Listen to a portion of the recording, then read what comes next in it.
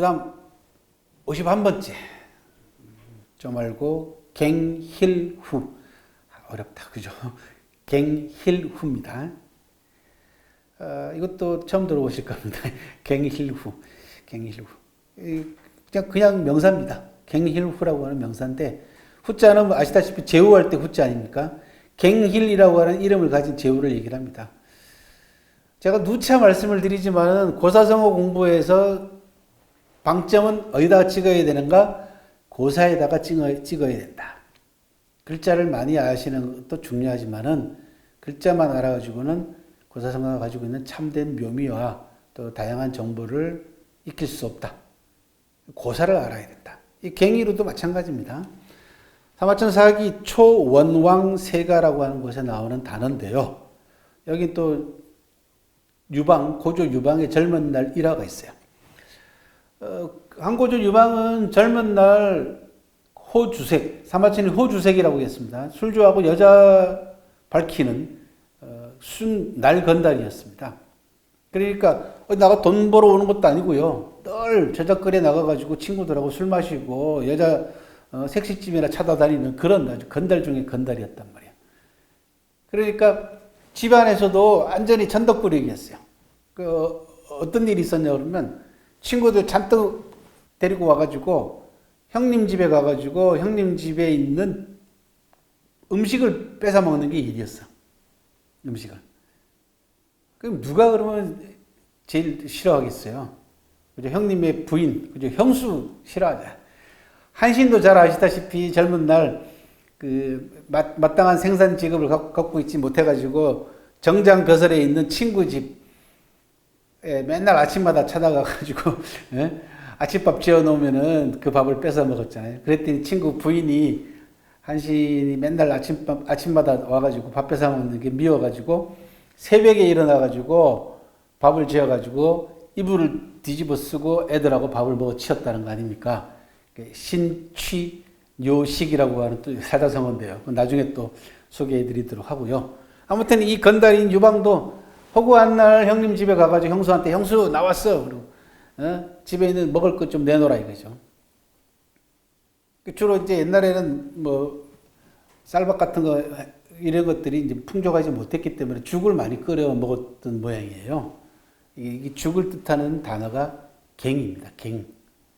여러분들 아실런가 모르겠는데 경상도에 가면은 이 죽을 갱식이라고 합니다. 갱식이. 예. 이게 밥 같은 거 넣고 거기다 김치 같은 거 넣고 뭐 넣어가지고 죽을 끓여요. 저도 어렸을 때 많이 먹어봤는데 갱식이라고 합니다. 그게 죽입니다. 그리고 형수가 하도 시동생이 미우니까 밥솥에 있는 죽을 그 눌러붙은 죽까지 빡빡빡 긁어가지고 다 먹어치우고 안 주는 거야. 그러니까 유방 입장에서 형수가 밉잖아요. 그 형수한테 잔뜩 불만을 갖고 있었는데 황제가 됐네 유방이. 그죠? 황제가 됐는데 즉위하고 나니까 자기 식구들을 전부 다 이제 자리를 하나씩 줘야 되잖아 이제. 농공행상이 아니라 황제들은 자기 집안 식구이기 때문에 되게 제후나 왕으로 봉합니다. 그래서 식구들 다 벼슬을 줬는데 제후 자리를 줬는데 형 형은 죽고 없어. 일찍 세상을 떠났어. 형 아들 이름이 유신인데 형 아들한테는 벼슬을 안 주는 거야. 제후 자리를. 그래가지고 마지 못해가지고 이제 유방의 아버지가 손자 아닙니까, 그죠? 유신. 다른 손자들은 또 다른 아들들은 전부 다 임금이 되거나 제후가 됐는데 이게 이 손자는 벼슬을 못 받는단 말이야, 자기를. 그러니까 야 그러지 말고 쟤도 좀 줘라. 자꾸 그렇게 옆에서 얘기를 하니까 유방이 마지 못해서 자기를 줍니다.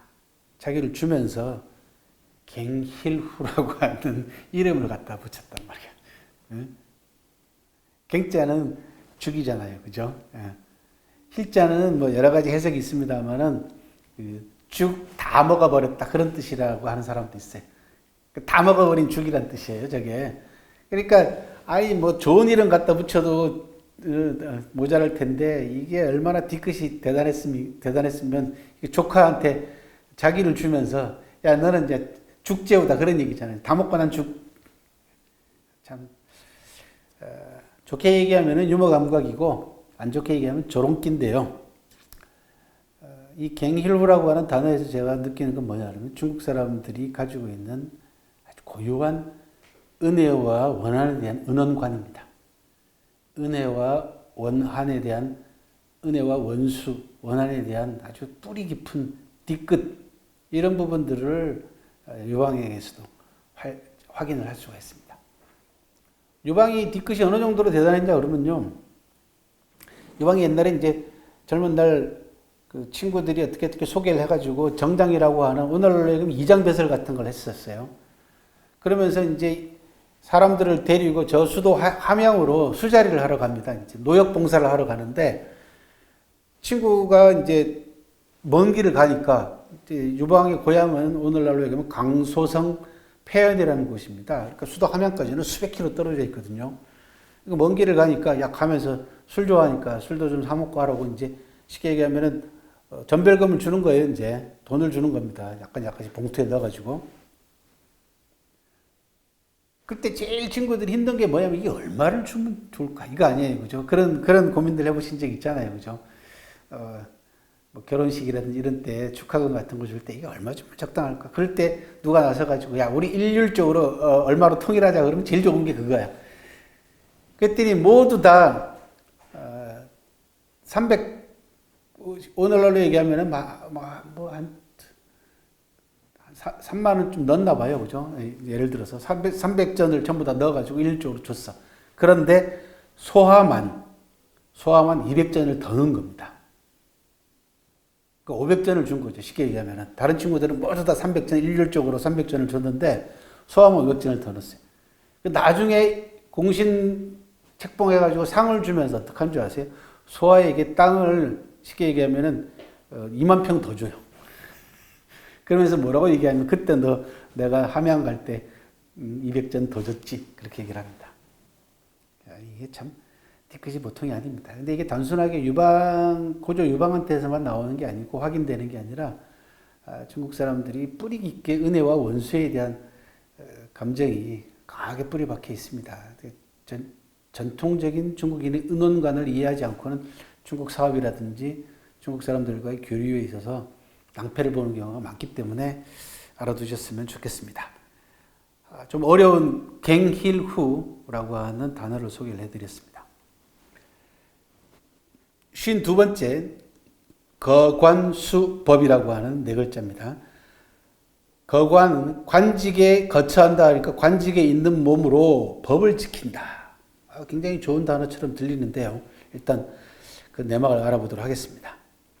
사기 상군열전에 나오는 네 글자인데요. 상군은 중국 역사상 최고의 개혁가로 평가받고 있는 상황이라는 사람에 대한 전기입니다. 이 상황이 조그만 소국인 위나라 출신으로서 다른 나라를 전전하다가 진나라로 건너와서 서방에 있는 그 당시 이제 나중에 천하를 통일하는 그 진나라입니다. 진나라로 건너와서 진효공을 만나가지고 진나라를 전면 개혁하는 개혁가입니다. 개혁에는 항상 개혁 반발 세력과 저항 세력이 있습니다. 왜 그러냐? 개혁의 본질이라는 것은 이익을 재분배하는 겁니다. 혁명은 무력을 통해 가지고 정권을 뒤엎지만은 개혁은 정권을 뒤엎는 것이 아니라 지금 현재 있는 현 상태에 있는 분포되어 있는 여러 가지 기득권이라는 이런 부분들을 전부 다 재조정해 나가는 과정이에요. 이익의 재분배라고 합니다. 그래서 뭐라고 얘기를 하냐 그러면 혁명보다 더 힘든 것이 개혁이다 라고 얘기를 합니다. 그리고 실제로 인류의 역사를 쭉 살펴보면은 혁명은 여러 차례 성공했지만은 개혁에 성공한 사례는 극히 드뭅니다. 사실 우리나라 역사는 역사 전체를 통틀어 가지고 개혁에 시원스럽게 성공한 경우가 없습니다. 나중에 또 개혁의 필요성에 관해서 또 개혁의 당위성에 관해서 또 말씀을 드리겠습니다만은 아무튼 진나라가 천하를 통일하게 되는데 가장 중요한 기초를 놓은 사람이 누구냐고 이 상황이라는 사람입니다. 머리끝부터 발끝까지 다 기억합니다. 이 사람이. 이 상황이 개혁에 저항하는 수구 기득권 세력하고 개혁을 놓고 대논쟁을 벌이는 과정에서 나온 단어가 바로 거관수법인데 한 대목을 소개를 해드리도록 하겠습니다. 평범한 사람들은 옛 풍속에 안주하고 학자들은 자신이 듣고 보는 것에 빠진다. 관리가 되어 법을 지키게 하는 것이라면 이 두 유형의 사람이 적격이다. 하지만 법 밖의 일을 함께 논의할 수 없는 자들이다.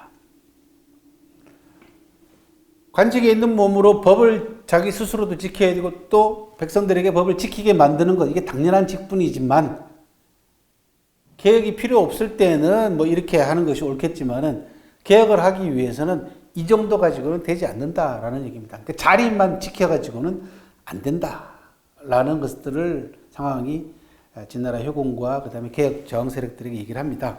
그러면서 또 이렇게도 얘기합니다. 세상을 다스리는 데는 한 가지 길만 있는 것이 아니다. 나라에 편하고 이익이 된다면 옛 법을 고집하지 않는 것이다. 라고 해서 법을 바꿔야 된다. 라고 하는 변법을 강하게 주장을 합니다. 거관수법이라고 하는 이 네 글자는 관리들의 기본 자세입니다. 하지만 한 나라를 좀 더 부강하게 바꾸고 백성들을 좀 더 부유하게 만들기 위해서는 창조적인 발상이 필요합니다. 개혁이 필요하다는 얘기죠. 그러기 위해서는 거관수법만 해가지고는 안 된다라고 하는 것이 상하의 개혁 정신의 요지였습니다. 그래서 어떤 면에 있어서는 상황이 얘기하는 거관수법은 복지부동하는 공직자 스타일하고 거의 맥이 다 있다고 보시면 되겠습니다. 지금 우리 현상이 과연 개혁이 필요한 것인지 아닌지 이런 걸 한번 되돌아보게 만드는 그런 사자성어였고 또 한번 개혁의 당위성과 필요성에 관해서는 다시 말씀을 드리도록 하겠습니다. 거관수법이었습니다. 자, 53번째 거기부정이라고 하는 네 글자가 있습니다. 자, 거자는 든다라는 뜻이고 기자는 바둑돌을 얘기합니다. 바둑돌을 들고는 부정, 정하지 못하다라는 뜻, 어디다 놔야 될지 정하지 못하고 있는 상황을 얘기를 합니다. 바둑돌을 든 채 놓지 못하다라고 하는 그런 뜻입니다. 즉 머뭇거리면서 결정하지 못하는 자세 또는 그런 상황을 얘기를 하는데 춘추자전에서 나온 네 글자입니다. 고사를 살펴보겠습니다. 춘추시대 때 위나라, 조그만 위나라입니다. 위나라 홍공이라는 사람이 포악한 정치를 일삼다가 결국은 쫓겨납니다. 영해자라는 사람이 주도해가지고 임금을 내쫓아버린 겁니다. 춘추시대 때에는 신하들이 임금을 쫓아내는 경우들이 많았습니다. 쫓아내는 건 물론이거니와 죽이는 경우도 많았죠. 그래서 살군, 축군 이렇게 얘기합니다. 또는 시군, 축군 이렇게 얘기합니다. 국군을 시해하고 국군을 내쫓거나 또는 국군을 내쫓거나 국군을 살해하는 그런 일들이 비일비재했습니다. 위나라 홍공도 결국은 폭정으로 쫓겨나요. 다른 나라로 망명을 합니다. 영해자라는 사람이 이 쿠데타를 주도하고는 공손표라고 하는 사람을 임금 자리를 올리는데 임금 자리에 올려놓고 보니까 자기 마음에 안 드는 거야. 영해자가 이제 나이가 많아가지고 죽을 때가 됐습니다. 죽음을 앞두고는 아들인 영도자에게 야, 공손표 갖고는 안 되겠으니까 망명가에 있는 홍공을 다시 모셔라. 그렇게 얘기를 합니다. 홍공을 다시 모시라고. 그랬더니 그렇게 유언을 남기고 죽어요. 그런데 아들인 영도자가 머뭇머뭇거리고 있는 겁니다. 아, 이거 홍공을 맞아들여야 되나 말아야 되나? 그때 대부 숙의라고 하는 사람이 충고하는 대목이 나옵니다. 바둑돌을 들고 놓지 않고 머뭇거리다가는 기회를 놓치고 실패합니다. 빨리 결정하라! 라고 얘기를 합니다. 결국은 결정을 못합니다. 영도자가 결국은 받아들이지 못하는데 나중에 홍공이 제기합니다. 그때 만약에 영도자가 홍공을 흔쾌히 맞아들였으면은 상황이 어떻게 달라졌을지 모르죠. 그런데 헌공이 제기해가지고 위나라로 돌아와가지고는요, 영도자 집안을 전부 다 죽여버리고 몰살해버립니다. 그렇게 해서 한때 머뭇거리고 결정하지 못한 결과치고는 아주 엄청난 결과를 맞이하게 된 셈이죠. 어떤 일을 맞이해서 머뭇거리며 결정하지 못하는 것을 비유할 때 거기부정이라고 합니다. 바둑돌을 든 채 놓지 못하다라는 뜻입니다. 춘추자전이었고요. 자, 54번째, 이번에는 명언을 소개해 드리도록 하겠습니다. 거사 이 위인자는 중조지다라고 하는 그런 명언이 되겠습니다. 일을 하되, 거사라는 건 일을 한다는 얘기죠. 그죠? 일을 하되 위인, 다른 사람을 위해서 일을 하는 사람에게는 중조지, 여러 사람이 그 사람을 돕는다라는 뜻입니다. 일을 하는 데 있어서 다른 사람의 이익을 위해서, 다른 사람을 보고 다른 사람이 잘 되라고 일을 하는 그런 마음을 가지고 일하는 사람에게는 도움이 따른다, 그런 이야기입니다. 원전은 회남자라고 하는 책입니다. 서한시대 때 회남 지역에 회남왕 류안이라고 하는 사람이 편찬을 주도한 책인데, 이 회남자라는 책은 당시에 지성들이 모여가지고 집단지성의 결실로 아주 유명한 책이기도 합니다. 뒤이어서 이런 대목이 나옵니다. 자신을 위해서 일을 하면 사람들이 떠난다. 거사 이 자위자는 중거지다라고 하는 이 대목이 따라 나옵니다. 그러니까 특히 이제 지도자는 더 말할 것도 없겠죠. 그죠? 일을 할 때 남을 위해서, 여러 타인을 위해서 내가 봉사하는 자세로 일을 하게 되면은 다른 사람도 저절로 와서 돕게 되지만, 내 사리사욕을 위해서 일을 하게 되면은 다 떠난다, 그런 이야기입니다. 그러면서 이 대목도 나옵니다. 여러 사람이 도우면 지금은 약해도 강해질 수밖에 없고, 여러 사람이 떠나면 지금은 내가 크고 강해도 망할 수밖에 없다라는 겁니다. 한순간의 이익이나 사심에 혹해가지고 대의를 벌이거나 큰 뜻을 저버리게 되면 민심을 잃게 되죠. 정치가들이나 리더들이 꼭 들어야 될 대목 가운데 하나입니다. 지난 10여 년 가까이 우리 사회를 병들게 만들었던, 특히 한국 사회 지도층들이 안고 있던 가장 큰 문제점이 뭐였냐 그러면 사리사욕 아닙니까? 그죠? 탐욕. 이것 때문에 정치와 사회와 경제가 많이 망가졌었습니다. 반드시 리더들은 이런 대목들을 늘 가슴속에 새기면서 일을 해 나가야 될 그런 자세, 이런 것들이 필요합니다. 거사 이 위인자 중조지다. 일을 할 때 다른 사람을 위해서 일을 하게 되면 많은 사람이 돕는다라는 그런 명언을 소개해 드렸습니다. 55번째, 또 마찬가지로 명언입니다. 거상지 이제는 불구 근효 이 귀원리다. 좀 어렵죠, 그죠? PT가 있으니까 여러분들이 보시고 체크하시고, 또 뭐 요즘은 뭐 그 장면을 그대로 찍어가지고, 그죠? 보시면 되니까. 풀이를 하자면 이렇습니다. 거상의 큰 상인들이 재부를 다스리는 방법은, 재부를 다스리는 방법이라는 얘기는 돈을 벌고 쓰는 걸 얘기를 합니다. 눈앞에 보이는 효과를 추구하지 않고 먼 이익을 귀중하게 생각한다. 직역하자면 그렇습니다. 그러니까 큰 부자들이나 큰 상인들은, 거상들은 돈을 벌고 쓰는 데 있어서는 눈앞에 당장 그 이익이 보인다고 해서 그걸 그대로 취하지 않고 멀리, 먼 데 있는 이익을 중요하게 생각한다는 얘기죠. 멀리 내다보라는 얘기입니다. 다른 게 아니라. 송나라 역사를 다루고 있는 송사 식화지에 나와 있는 명언 가운데 한 구절입니다. 우리나라 기업들, 기업인들, 특히 대기업은 이런 대목에 꼭 귀담아 들어야 될 필요성이 있습니다. 왜 그러냐? 전 세계의 큰 기업들, 성공한 기업들을 보게 되면은 한 분야만 잘합니다. 집중적으로. 그죠? 근데 우리나라 대기업들은 어떻습니까? 모든 사업을 다 합니다.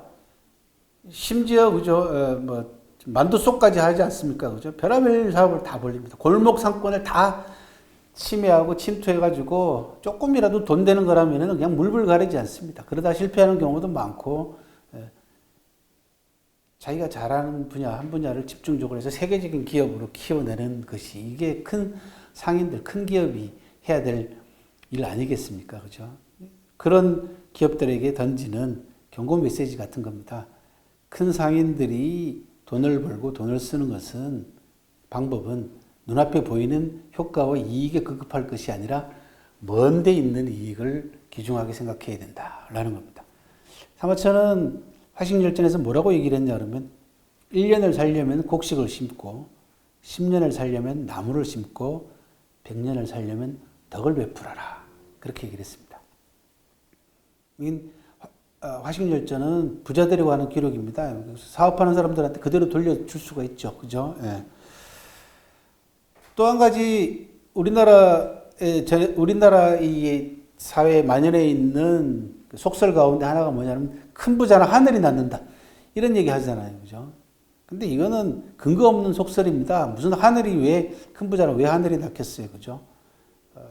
열심히 자기가 노력해서 노블레스 오블리주를 실천한 사람만이 큰 기업인이 또 존경받는 기업인이 될 수가 있습니다. 나라를 다스리는 통치의 이치도 이와 다르지 않습니다. 나라를 다스리는 통치자도 역시 마찬가지로 당장 눈앞의 효과만을 생각한다면은 정치가 같으면 눈앞의 표만 생각한다 그러면은 인기, 그죠? 공약만 내세우지 않습니까?